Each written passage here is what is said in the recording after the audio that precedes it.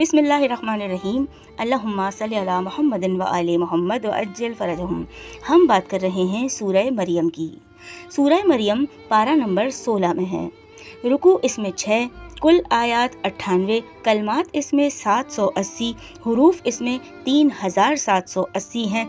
आयत नंबर 11 का तर्जुमा ये है कि फिर वो इबादत के हुजरे से निकलकर अपनी कौम के पास आए तो उनसे कहा इशारे से कि सुबह व शाम खुदा को याद करते रहो। यानी जब वो वक्त आया तो ज़बान बोलने से रुक गई। कमरे से बाहर निकलकर लोगों को इशारे से कहा कि सुबह व शाम अल्लाह ताला को याद किया करो। गोया नेमत खुदा की खुशी महसूस करके चाहा कि दूसरे भी ज़िक्र व शुक्र के ज़रिए खुदा की नेमतों को पाएं।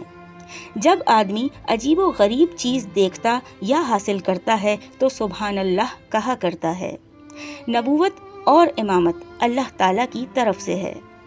मौला इमाम मोहम्मद तकी अलैहिस्सलाम 5 बरस की उम्र में ओहदा इमामत पर फाइज थे और जनाब इब्ने अब्बास ने फरमाया कि जनाब यहया अलैहिस्सलाम को 3 साल की उम्र में नबूवत मिली थी।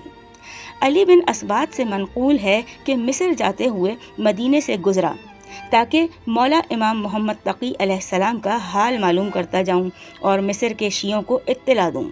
चुनाचा जब मैंने आप अलैहिस्सलाम की ज़ियारत की तो उस वक्त आप अलैहिस्सलाम की उम्र शरीफ 5 बरस थी। बस मैं निहायत गौर से आपको देखने लगा तो आपने फरमाया, ए अली, खुदा ने इमामत के मामले में भी वही दस्तूर इख्तियार फरमाया है जो नबूवत के मामले में उसका दस्तूर है।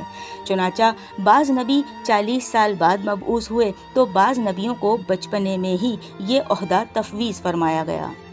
एक दफ़ा बच्चों ने जनाब यहया अलैहिस्सलाम से अपने साथ खेलने के लिए कहा तो आपने फरमाया कि हम लोग लहू व लुआब खेल कूद के लिए नहीं पैदा किए गए।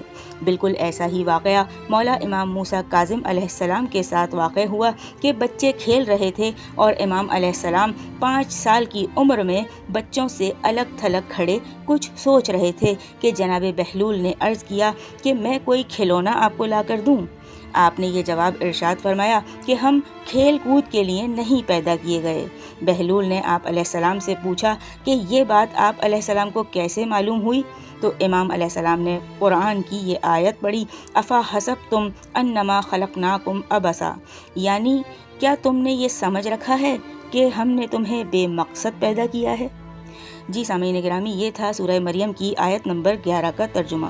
वीडियो आपको पसंद आए तो इसको लाइक कीजिएगा, शेयर कीजिएगा, कमेंट करके अपनी राय से आगाह ज़रूर कीजिएगा और चैनल को सब्सक्राइब लाजमी कीजिएगा। बहुत जल्द आपसे फिर मुलाकात होगी सूरह मरियम की मज़ीद दूसरी आयत के तर्जुमे के साथ। जब तक के लिए अल्लाह निगहबान।